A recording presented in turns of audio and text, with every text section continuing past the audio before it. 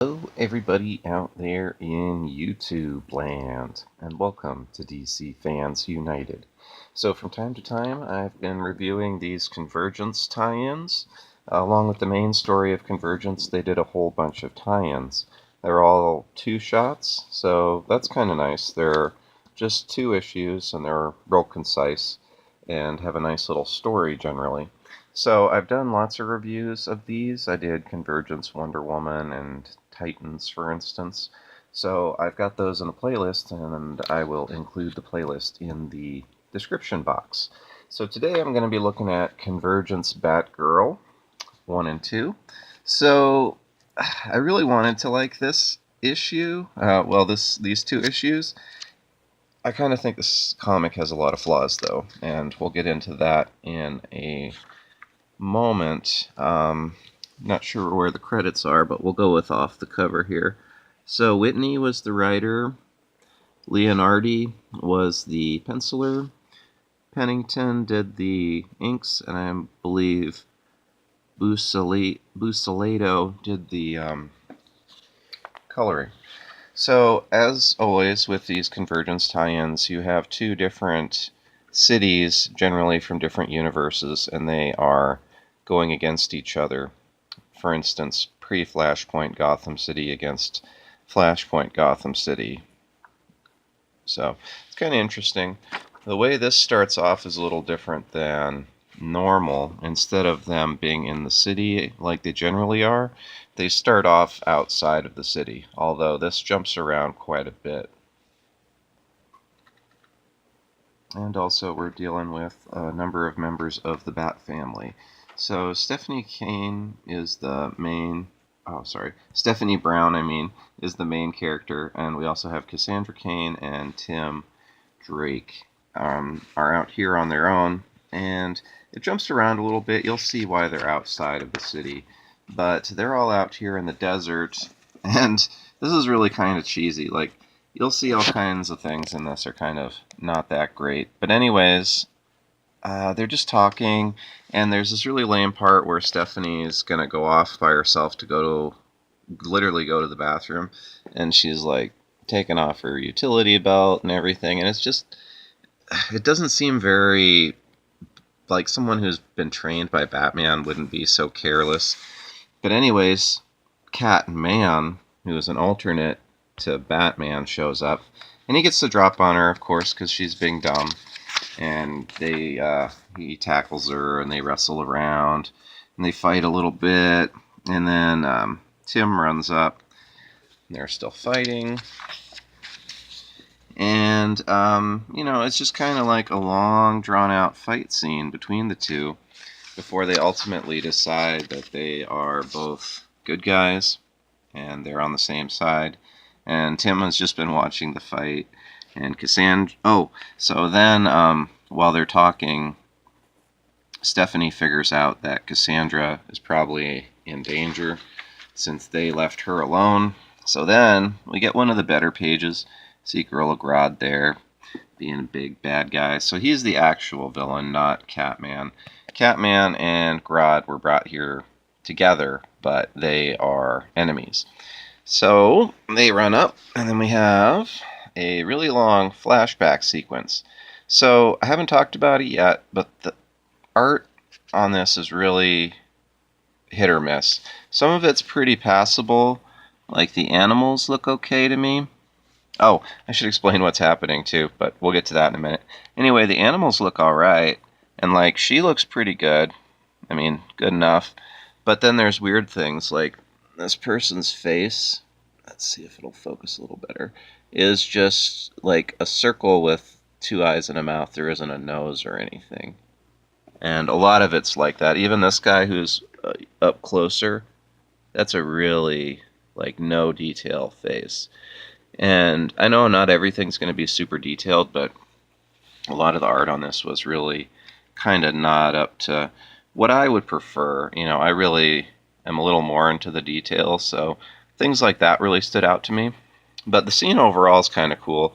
It's when the dome first came down over Gotham City, and she's remembering it, and people were busting the animals out of the zoo, see they're like animal rights people, and the cops are just trying to do whatever they can, and there's no real law or order. So like he shot that guy, and he shot the lion, and she's just remembering how crazy and bad it was.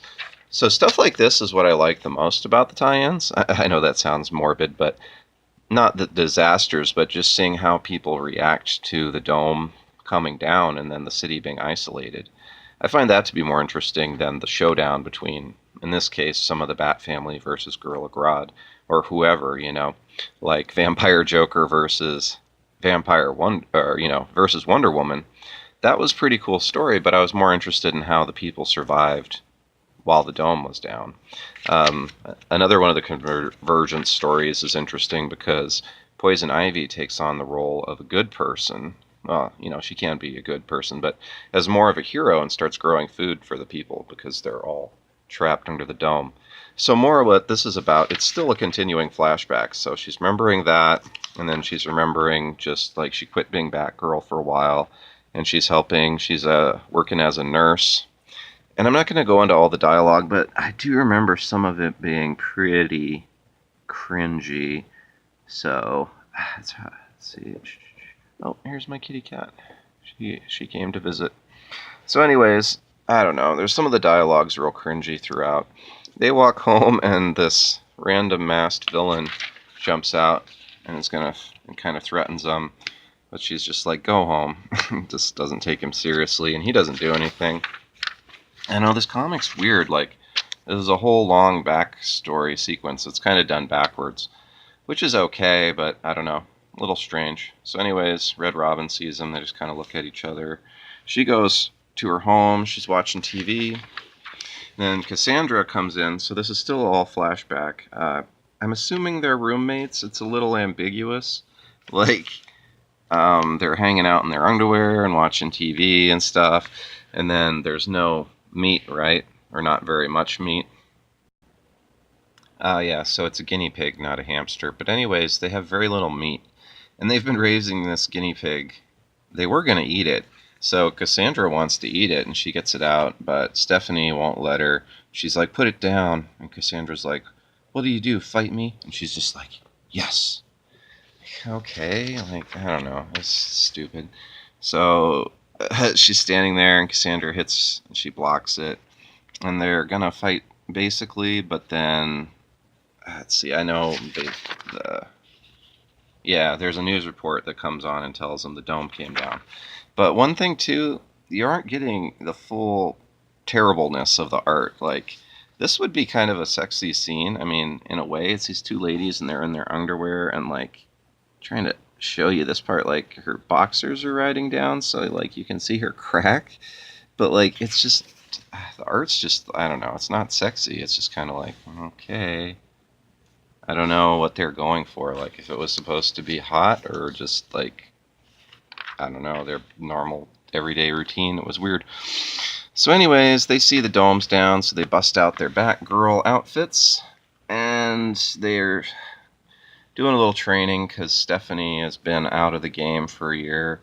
So just kind of like more stuff and flashbacks and stuff, and we're still not up to where they were with Grodd. So basically they go to the edge of the city because the dome's down, but the police aren't letting the people out, and they're right there at the very edge. Oh, and this was so cringy too. This whole comic is straight cringe, honestly. I've been kind of like trying to block out how cringy it was. So the police are telling the people they can't leave the city because it's just a desert wasteland and they don't know where they are or what planet they're on. And Stephanie gets up on the cop car and gets one of their megaphones, and she's like, listen up, everyone.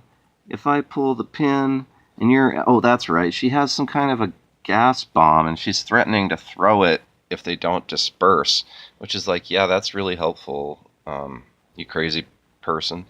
But then these random orbs come, and they carry the three of them away. So then they're in the desert like we saw at the beginning. And we still haven't gotten back to where we were fighting Grodd. There were a couple cool moments, like the fact they had to raise guinea pigs to eat. I thought that was kind of a cool concept, but then they just had a dumb fight over it. I thought Grodd looked pretty cool. Catman actually looks okay. But yeah, the art overall and some really cringy dialogue. And after this page, we don't see Grodd again until the next issue. So we'll pick up with it. This one, unfortunately, is even cringier than the last. Although initially the art is seemingly a little better. It's the same creative team as the first issue. So we pick up where we were before. Grodd's trying to hit him. They're jumping and flipping around. He hasn't used any of his telepathic powers yet. Oh, there was one thing that they mentioned too that was kind of funny, because when the domes are down, everyone loses their powers. So Grodd was just a dumb gorilla, like a normal gorilla. He couldn't talk or do anything. So he was in a zoo this whole time, and he just broke out. So, again, it's a flashback to when they first got in the desert. This was a little confusing too, just because the scenery is the same. It's just a desert. So they're fighting, and then they go back, and it's this whole long just talking and talking. It went on forever. Catman's crawling around out there, and he can kind of see what's going on.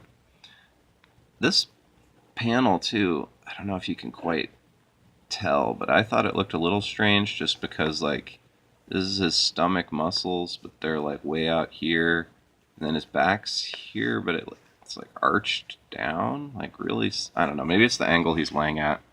Anyways, he was watching them, and they're just talking, and let's see, okay, so we're back to the present. They're still fighting the gorilla. Grodd's just fighting, not doing anything really intelligent. There's a flashback to when Catman fought Grodd before they were carried away by similar orbs like the other guys, which I hadn't seen in any of these other Convergence tie-ins. But anyways, yeah, they get picked up by those and dumped in the desert. And they're still fighting. Grodd picks up Cassandra and throws her, and they're like, Cassandra! Because this time, it's worse than all the other times he picked him up and threw him. And they all run at him.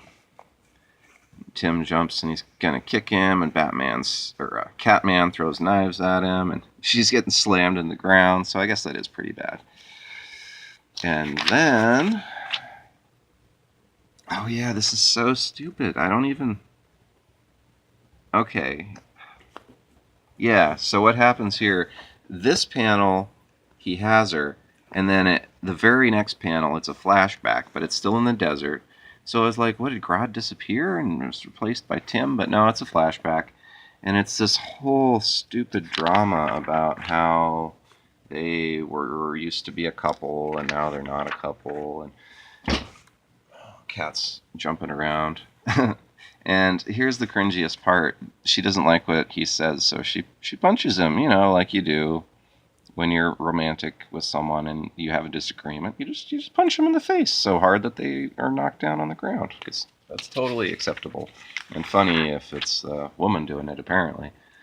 So again, they're still rolling around fighting Grodd and hitting him and kicking each other. And Grodd finally uses some of his telekinetic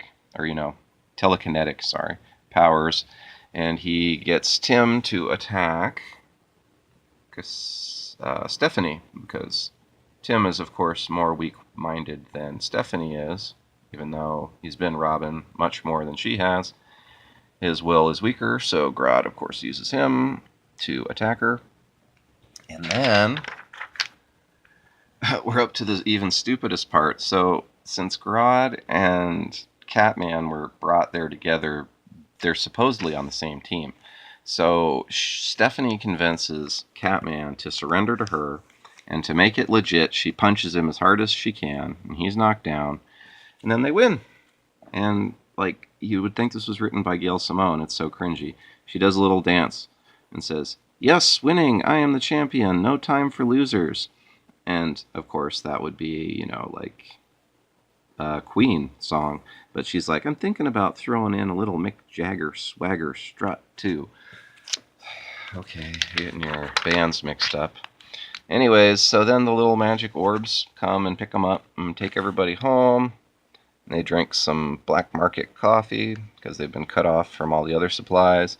Oh, and look, she brought the little guinea pig to come visit Cassandra. Isn't that fun? Oh, the guinea pig's still alive. And we're almost to the end. I actually like these Convergence stories normally. This one was just bad.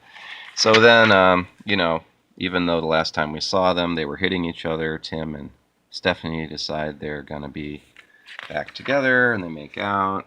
And then there's a little scene on the couch, and it ends. I think it ends. Oh, man, then there's a little more of them on the couch, and then it ends. And then, I don't know if you guys remember Prez from the New 52, but that was also this cringy story with bad art. So I see why they put it in here with this other cringy story with bad art. But it's like this teenage girl who becomes president of the United States. And where is she? Here she is. And she has literally on it a shirt that says Prez USA. That's your president, America. So that's it. That's Batgirl Convergence 1 and 2. Definitely check out the other Convergence titles. Pretty much all of them were a lot better than this. It was odd how subpar the art was. Like, you don't get the full scope of how just generic and at the same time subpar the art was, and how dull the backgrounds were, and how jumbled and confusing the story was. Like, it was really disappointing. But fortunately, I got both of these. I think they were both for $3, so it wasn't too bad. So that's all for now. Let me know down in the comments what you think, if you've read this or before, and if you've read any Convergence titles.